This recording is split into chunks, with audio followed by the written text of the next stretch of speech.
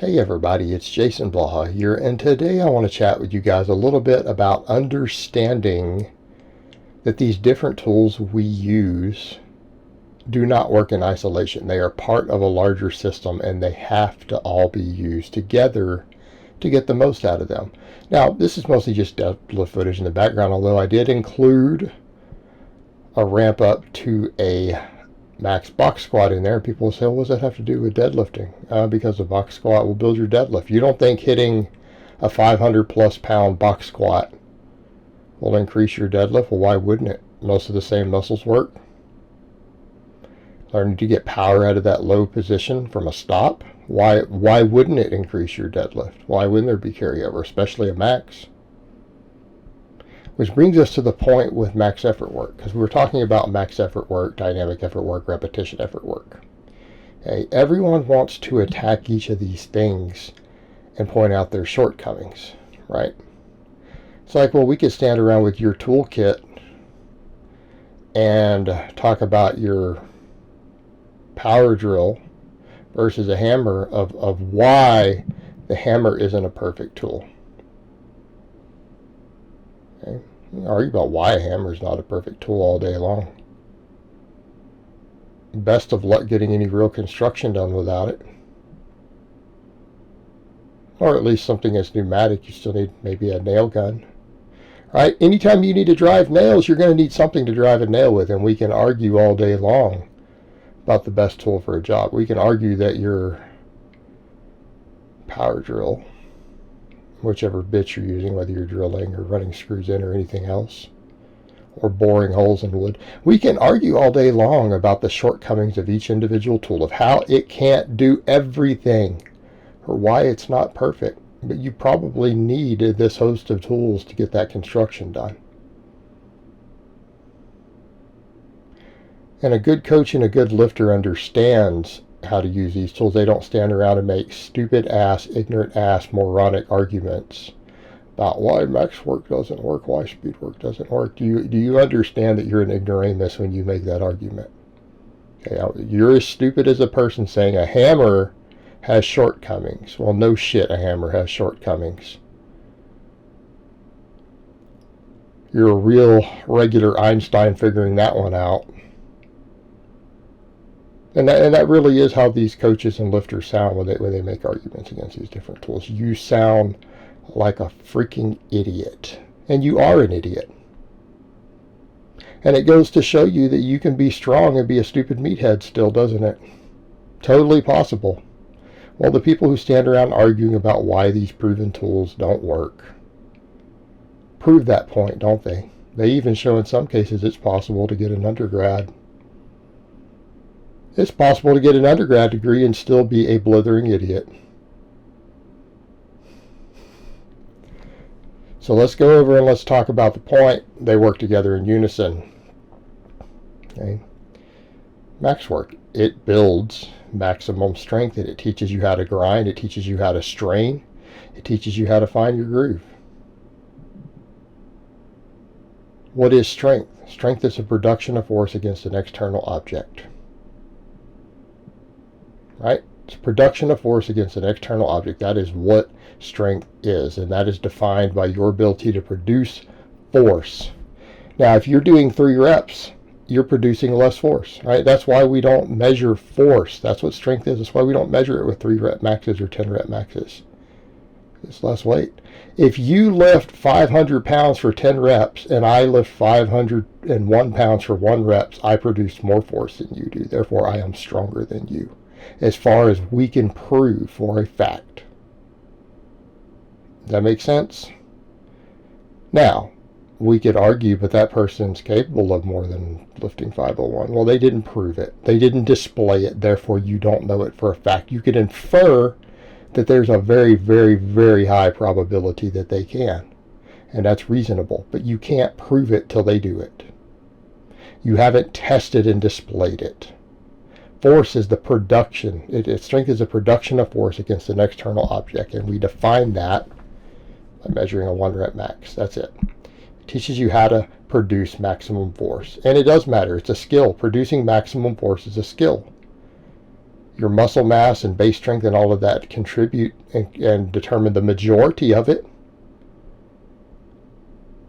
But producing force maximally is a skill, and you have to learn to find your groove and dig in.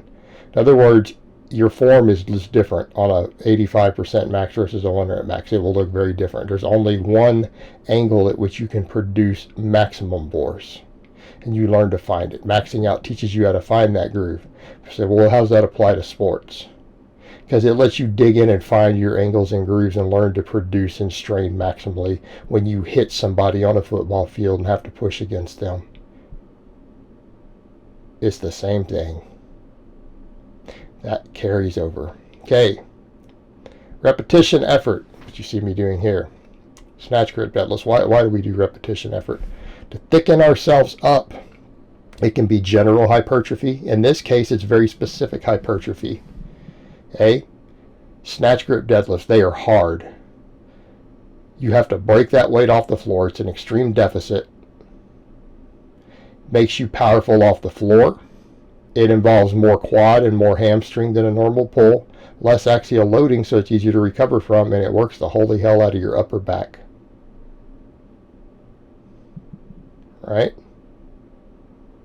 It's a good repetition exercise. It will thicken you up. It's a good hypertrophy movement. Even experts like Dr. Mike Israetel, who say the deadlift sucks for hypertrophy, will say the snatch grip deadlift doesn't, though.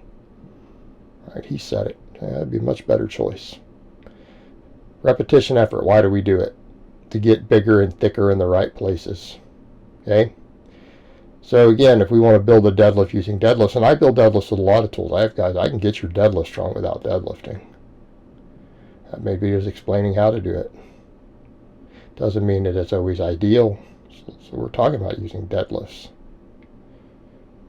Snatch, grip, deadlift. Of course, I like good mornings. We do tons of good mornings. My lifters live on good mornings. I live on good mornings. But if we want some hypertrophy with direct carryover, there we go. Learning to get power off that floor. Building that upper back, which is a weakness for me. Right? We get a lot of that right there. Good hypertrophy. Right? Repetition efforts, how we get thicker. It's how we get thicker in the right places, okay, as opposed to speed work, which makes us thicker in the primary movers on our lifts. Repetition work is supplemental work done to thicken you up. I don't care whether it's your closed grip benching, your good mornings. Now in this case, when we talk about the deadlift, it could be good mornings, deadlift variations, pulling variations, different hip hinges, glute ham raises, right? We need to build our hamstrings. Repetition effort, we get thicker. Then speed work. We learn to produce maximum force. Now, people will argue powerlifting is not a speed strength sport, largely irrelevant. It's kind of besides the point, isn't it? Because your force production matters. Speed work will thicken you up, right? It will put size on you. It will put size on you.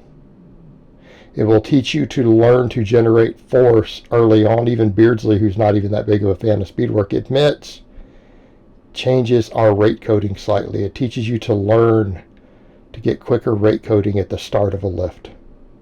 Okay, for a lifter who doesn't have a lot of speed, that will matter. It will affect your maxes because it gets you moving faster early. It teaches you how to do that.